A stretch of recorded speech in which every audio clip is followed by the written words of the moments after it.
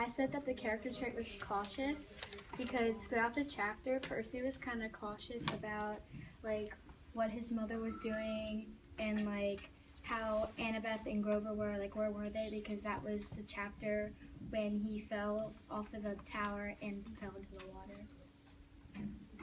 Why was he in the tower without Annabeth and Grover with him?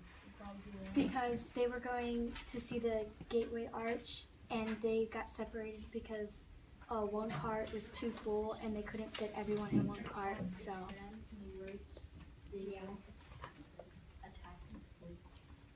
For chapter 15,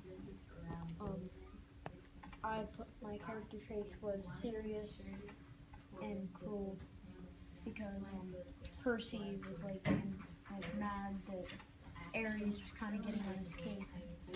And for thoughts, I put I want to punch this guy because of all the smart comments he made. I agree. For chapter 15, for feelings, I put Percy. His scared face broke into a grin.